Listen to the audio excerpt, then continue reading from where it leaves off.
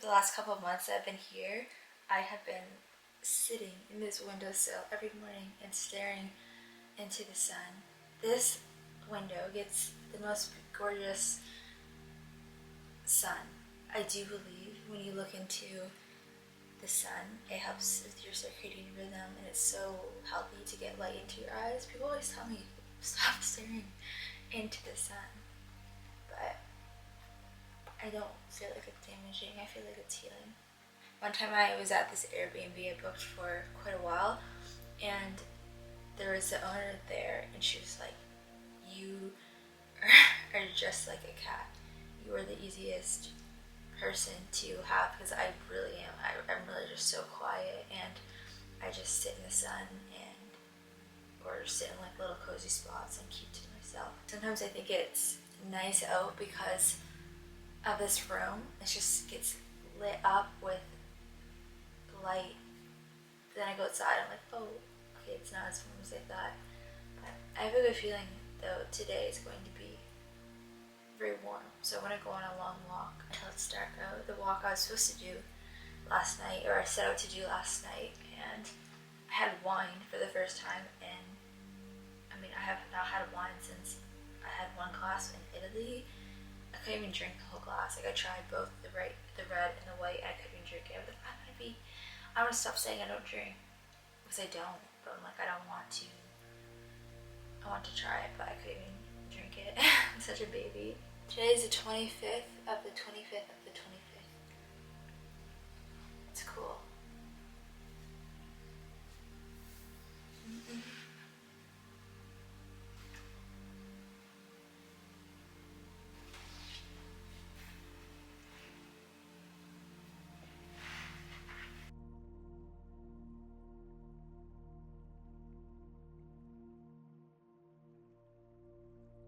This is so anti-male gaze. Like, I think a straight guy would be like, what the hell is that?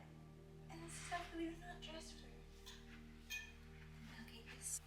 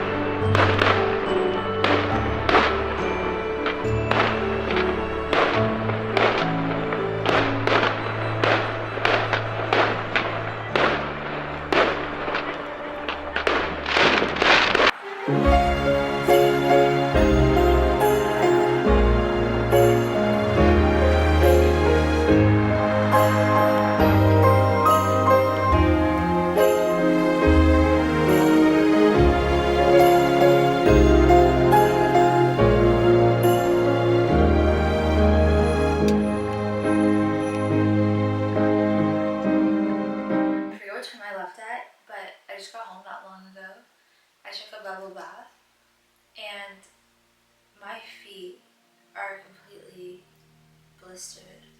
So I was planning on just walking through and finding somewhere to sit down and to talk and to reflect. I really wanted to reflect on this concept of like the pagan, I think it's called pagan Christmas.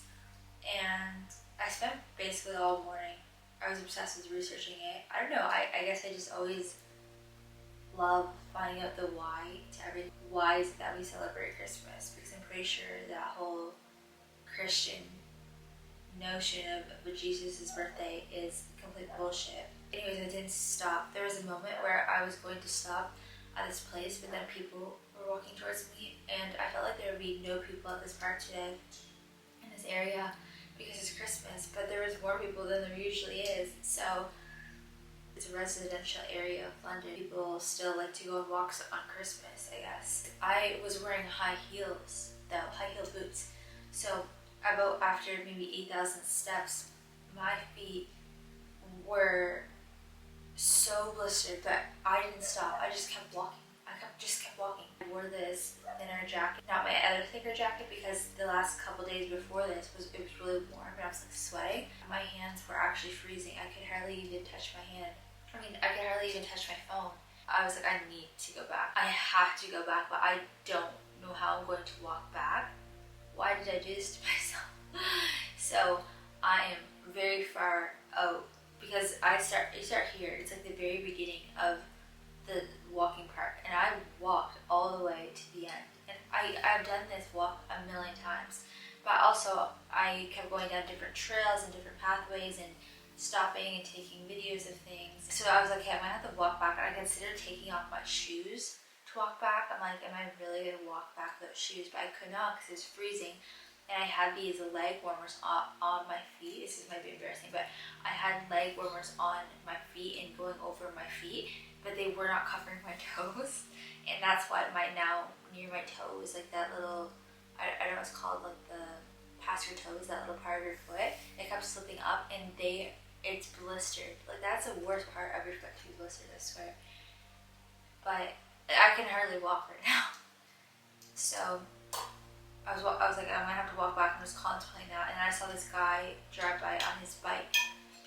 They have these bikes here in London. I think they have them in like any big city. I saw them when I was in Florence as well. I just have never used one, or I think I might have used one once, or I got the app, or I don't know. I don't remember using it. I just remember having the app on my phone. You need an app to ride this bike, and I didn't have the app. I didn't have data because I don't have a phone plan. I got a phone plan when I first got here, but then it was like a month, and I never renewed it because I was just too lazy to go to the store. I'm like, well, usually I just walk in a different direction than walk all the way back, and I don't really ever need directions. I don't really go anywhere most of the time. I could not do that. I was trying to figure out, and thank God I stopped this girl. And this is where it gets interesting. So I stopped this girl. I'm like, do you know how I can use this bike?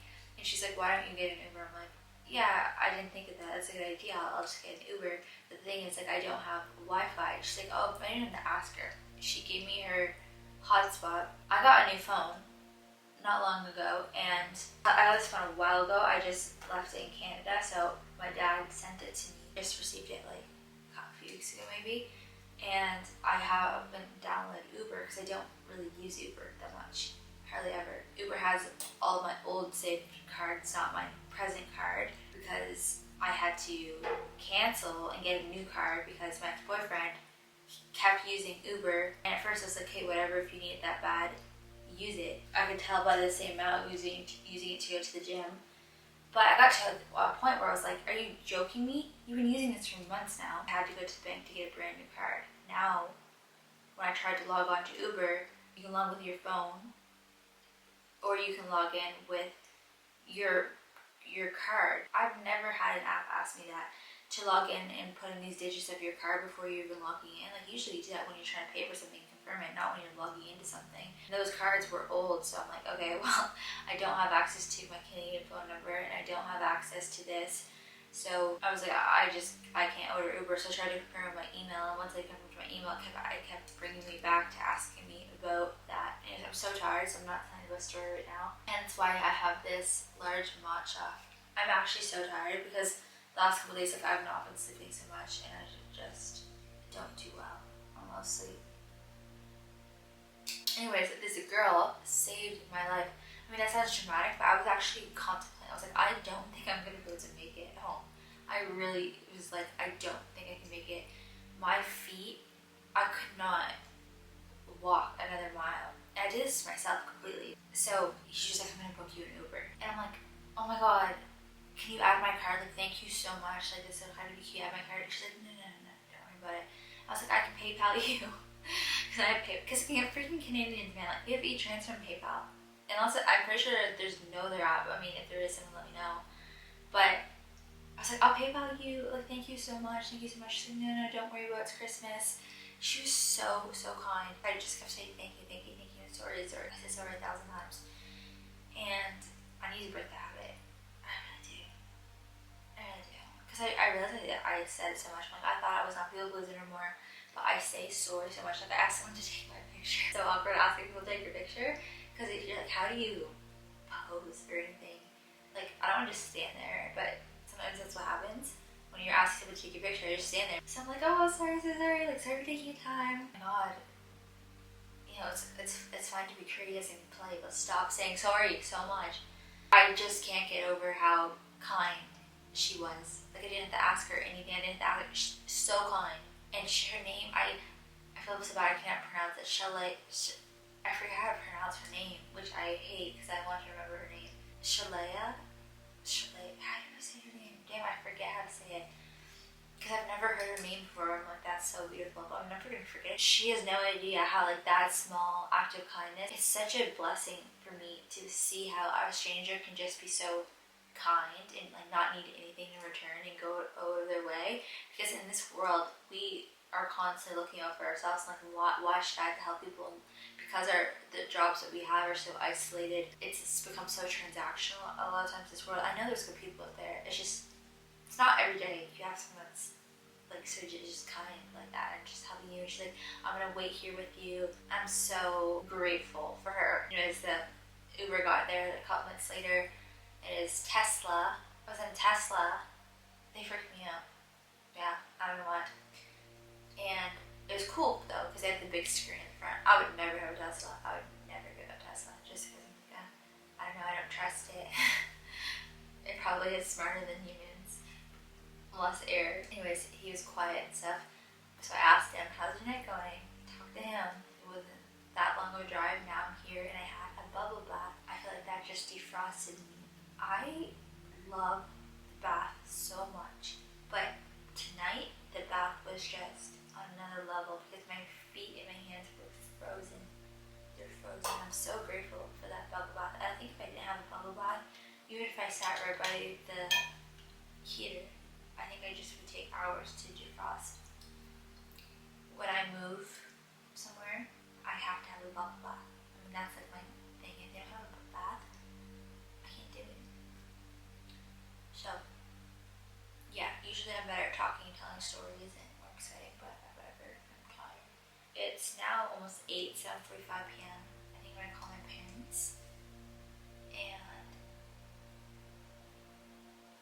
just talk to them because I haven't FaceTimed my parents since summers, or I FaceTimed my dad, but yeah, I'm on good terms with my family actually. Oh, I was talking to this girl. We were talking, and she was talking. She said the word performative. I'm like, that's exactly what I said this morning to myself. I'm like, it is. What I don't like about Christmas is like the performativeness. Why go sit in a room with people and pretend you like them or expect to give them a gift or something? It's like, oh my god, if you don't buy someone something, you don't love them. That's what consumerism basically is. It's like you have to prove your worth by buying something, and that's just not what relationships are about. I love love and I love giving and I love celebrations. I'm also a very one-on-one person. It's not like I don't like gatherings. I just don't want to be fake and performative. I think that was kind of the thing that I realized about Christmas and stuff like that. It's just like I can't do the fakeness. Letting everyone in my family and in my life, I don't really like that. Now, my dad, his memory's not the best. He doesn't remember, so I will tell him things that's going on in my life, and he tends to tell people, and so the whole family does tend to know what's going on in my life, and then that gets spread to my sister, tells all of these girls that talk about my back. So I just like to be private for the most part. Sometimes even if I'm not there, like it seems like everyone knows my life anyway, so it is what it is. A lot of people do spend Christmas alone. It's just like a lot of people don't talk about it. I think with the rise of the internet, people are talking about it more. I mean, the rise of certain platforms like short form platforms, and now it's not just, it seems like, especially TikTok, everyone uses that platform. A lot of people use that platform, not just creators, people that have jobs just use that platform to share their thoughts or whatever. It does seem like a lot of people do spend Christmas alone. A lot of people are content with it, like, oh, I don't have to, I can just have that solitude time for myself. The thing with me is that, okay, wait,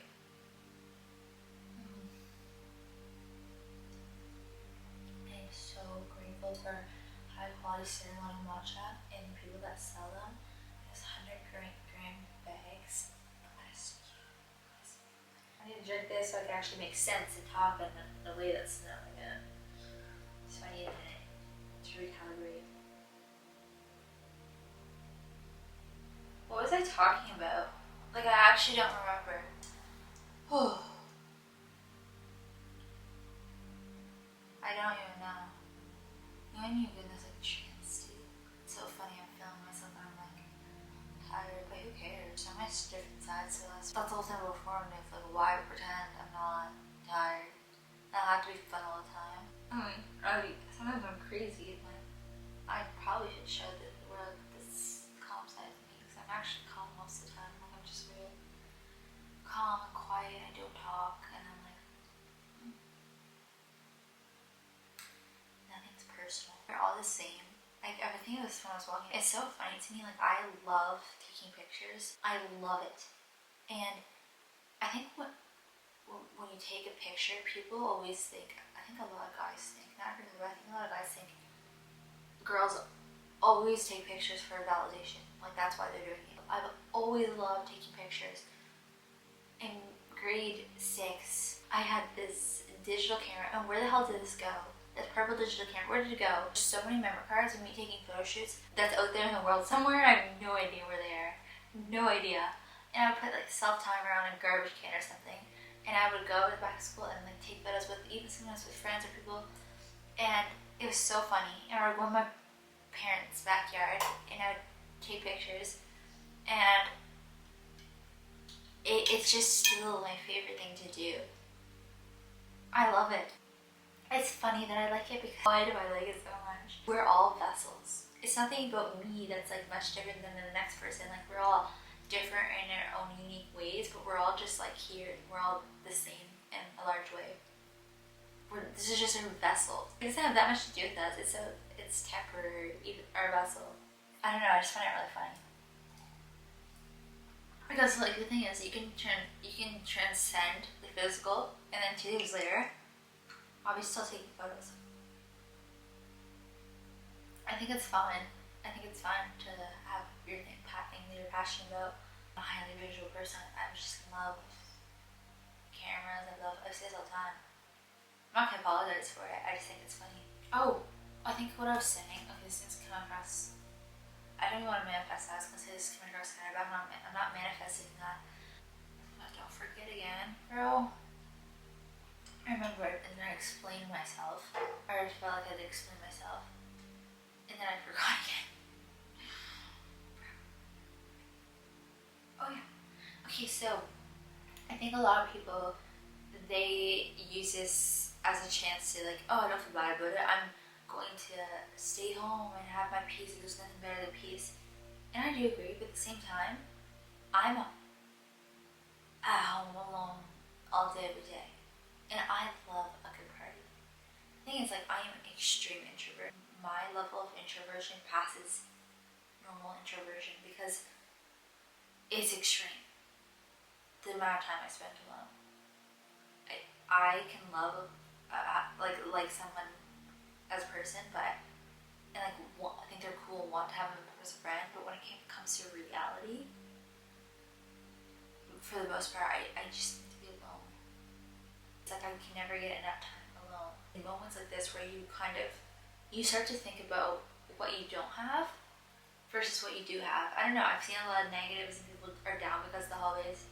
Now I don't get down. I used to get down about the holidays. I don't anymore.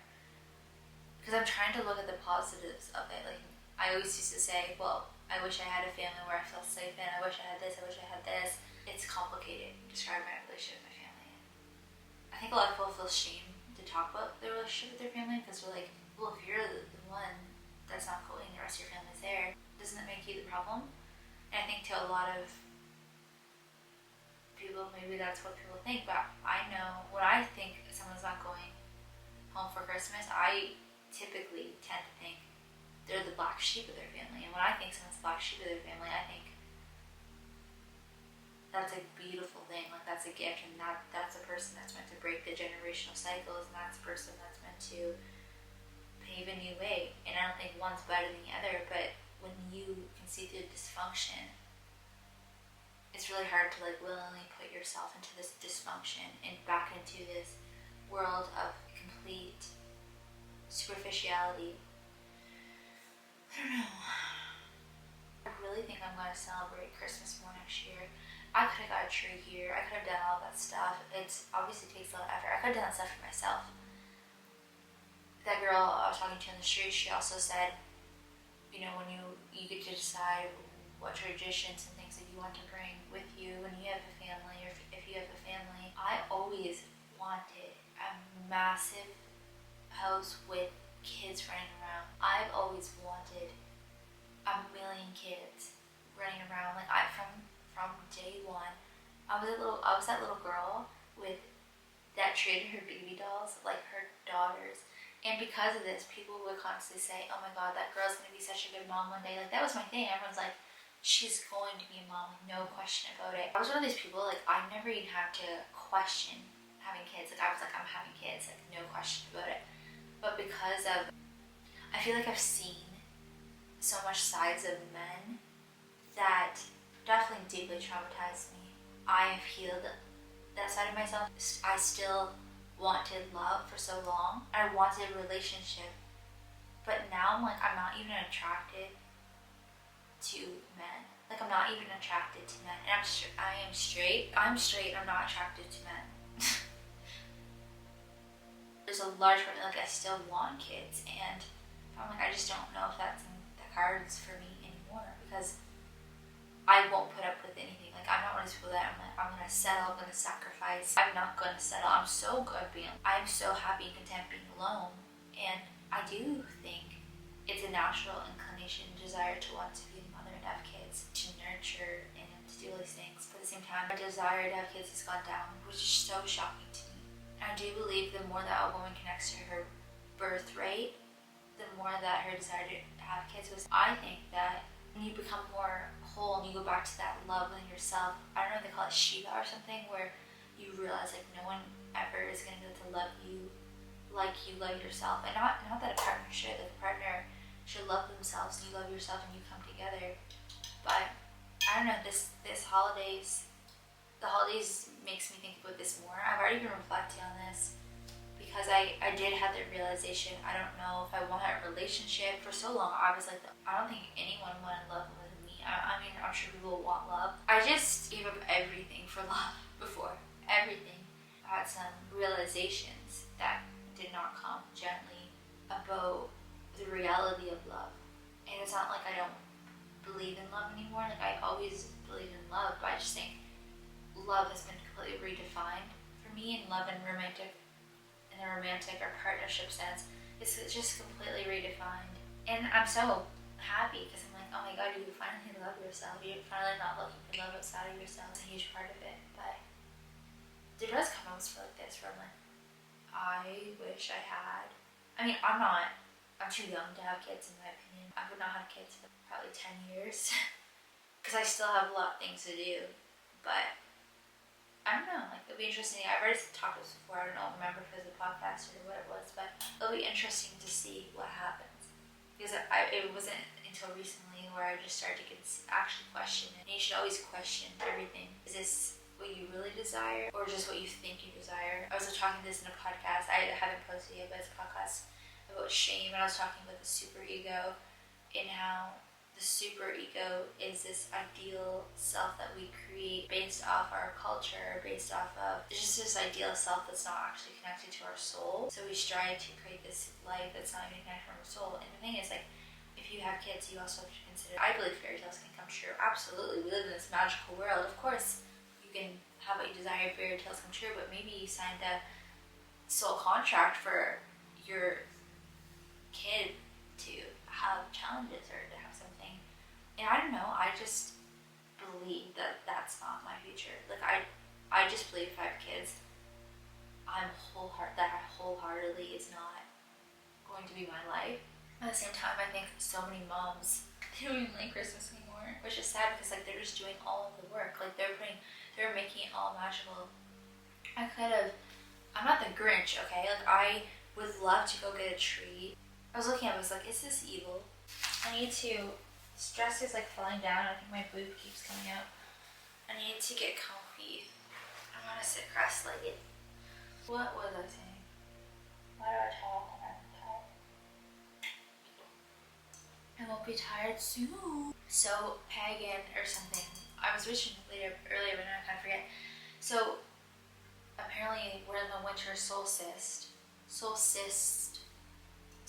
you say it, and it's all about this rebirth of something with divine self. Don't quote me on this, okay? I'm just trying to regurgitate things that I was trying to learn, and whether that absorbed the correct way, I don't know. It's fine to enjoy your holidays because it's not demonic, because it goes way back to Christmas. It's just that they took it and they warped it and they made it to this like Christian thing, and it's not this Christian thing. But I've been reflecting about Christmas because I've always loved Christmas so much, and I've been thinking about my favorite memories when it comes to Christmas. Even though I talk about breaking generational curses and stuff like that, and I do come from, I think, I know, more karmic family, I still love my family. I do still love my family. I just hope that me speaking about these things, that someone else doesn't feel alone. So I've sat there and I've said, I wish that I had a family where I felt safe. I wish I had a family that supported me. I wish I had this. And that doesn't mean my family doesn't love me the way that they know how. It's important for people to break generational curses and not have to be in silence anymore, because I think it's not wrong to speak about things that you suffered. Like, this is your story, this is your life. If you don't speak your story, then what else are you speaking? I just feel like I'm breaking this curse of silent for so long. I'm silent about everything, and I've always heard these different rumors, things about myself, and I never spoke my story. Like, this is my voice, this is my experience, this is my truth. I'm gonna speak it, and if that helps someone else, then I'm so happy. Your story is your story, and people need your voice. Your experience is not alone, and suffering and silence, or being silent about things that you actually went through, like, that's, first of all, that's not talking bad. I will never talk bad about people because I've been talked bad about my whole life. I've been a target in that way. Why would I ever talk bad about people? It's not my character. But this is very different. Speaking your truth is vastly different. It's speaking reality. Like, what? And being silent only protects people that are trying to fabricate this false illusion of who they are or who you are. I don't think social media is for people that you know. It's for sharing your message. It's not for friends and family. And I think it's like they can do it if they want, but I can feel that energy, and it just makes it harder for someone to find their voice. I unfollowed people years ago because I don't go on Instagram. Like, I go if I want to post something. That's it. I don't go on Instagram. And people, I always see things like, oh my god, there's people that don't follow mine, like they think they're about people. I'm like, no, actually I just have a healthier relationship with my phone, and I don't want to go on social media. And I think it's weird to like watch all your friends. Like, you don't need to watch all the time what your friends were doing. Like, if you're friends with them, then when you see each other, you catch up. I support people that I support, but I'm like, I don't need to do it that way, and that doesn't make, because I don't follow that social standard of using the internet in that way, doesn't mean I hate you or I'm not a girl's girl, because I am. I don't know. But it's interesting because that's how I use social media, and so many people take it so personally. But at the same time, it's the way I use it, and I can't expect people to use it the way I use it. And if they're using social media for friends and family, they're stalking me like that, then I understand that as well. I do think next year, when I do have my own place, because I'm like, come on, I need to move at some point this year, and I mean, I've been talking this forever, like, I just want to move in my own place. I definitely want to get a Christmas tree just because they're so beautiful. And I read earlier something about the Christmas tree during the winter solstice was about bringing in some life. It's all about like the divine spirit or something like that, the solstice, but it's not connected to like the Christ divine spirit of Jesus, because Jesus had Christ consciousness. And I also read something about that where it was like, oh, this is because Jesus had Christ consciousness, but wasn't Jesus' birthday in April? So I don't know. I don't know all of the tales and the stories and the history. I love learning about this stuff, but also it's like, who is telling the truth? I definitely do resonate with where it's like the solstice, and this is the renewal, and how it's like a period of indulgence and special time. In the last couple of years, I really just kind of ignored this day, and today I was like, okay, I want to go on a walk and do this and maybe make it a little bit more special or something. But next year I'm making it way more special. Yeah, I am. I don't know what I'm gonna do, but I know that I'm gonna get a tree probably November, and I'm gonna do festive things and just make an effort to do that for myself. I want to do more things for myself like that, because if I am going to live alone forever, which doesn't scare me, but I also would be surprised if I didn't, because I'm such a lover girl. But also I'm like, I'm having a really hard time with this whole concept. I like to be free. I don't want to be controlled. I think someone that loves you is not trying to control you, but I'm like, well, what's the point of marriage anymore? Like, I'm starting to look at marriage as a trap, like it's enslavement. And that's really sad, because I used to be such a lover girl. I wish I didn't think that, but I can't help but think that. I think it's because my frontal lobe's developing. I don't know. I really don't hate men. I think that a lot of women that do get married, even if they have seen destructive sides to men, I feel like there's kind of denial. First of all, I feel like half married men are gay, which is fine. Do lavender marriage if you're open about it. Second of all, I feel like, yes, there is like some really good men out there. Third, I think a lot of things are hidden, not just about being gay or something like that, but like there's so many people, which is so weird, because I'm like, we're in our mid-20s, why are we getting married? That's so young to me to get married. I don't know. I mean, maybe it's not. Like, I would get married if I found the right person. No, I wouldn't. I don't know. I'm at this point where I'm like, I don't even want marriage. I did. I'm like, I have to love you so much that I want to get married. But it has to be so much more than love. I mean, obviously. The thing is, I used to believe, why can't we just meet with one person for life? And that's a beautiful concept. It is a beautiful concept. Like, okay, well, we're gonna go through life together, we're gonna grow together. It's beautiful. And part of me still believes in that, but then also there's a large part of me of understanding that you were born alone and you die alone. Every person you meet along the way is to serve a different lesson, part of your journey, all to reflect back to you. I used to think divorce was the worst thing in the world, because I come from a child of divorce. My parents were divorced was so traumatic for me. I thought it was the end of the world. Like, I was so sad when my parents got divorced. When it ended, it was just like war between them constantly. Like, they literally hate each other. I was like, divorce is the worst thing in the world, because I remember my family being perfect. I remember everything being perfect and amazing, and I just felt like such a big family. And then when my parents got divorced, it was like everything changed. So I always felt like, okay, I have to be alone forever, or I have to get married, and like I'm never getting divorced. And I still, like, if I get married, like, of course I don't want to get divorced. Say if you have a 2-year relationship with someone, and it didn't lead to marriage, it doesn't mean it was a waste. Like, a relationship's not a waste because it didn't last forever. That taught you something. That helps you grow in a way. And I think a lot of people think that when they get married, they get divorced, they're a failure. And I've completely changed my perspective on it. And now I can look at my step parents so differently as well. I understand her a lot more now. The truth is, I think looking at my parents, like they just would not work together from a more mature perspective. Like they generally just don't work because their styles are so different. How my dad amends things and says sorry is vastly different than my mom's love language or what she needs. I do psychoanalyze my parents because you become your parents, and I love my parents. I do love my parents so much, but that doesn't mean I can love some people and have frustration that I've had to feel all this emotional avoidance and emotional toxicity. And it's like I'm allowed to talk about it because this is my reality. This is what I have. It's not just like me. This is a huge thing. Like you have to do so much work on yourself to break these generational cycles. So I feel like I've had to feel my entire family's pain and what they refuse to feel. Because if not, what it gets passed down to my kids. And also, it's like that's a path I'm on. I'm gonna break this cycle because I'm aware of it for myself. It doesn't mean it's easy. Okay, I'm gonna see if they want to call me now, or I'm gonna just call my dad. I'll FaceTime him. I'm gonna turn this off.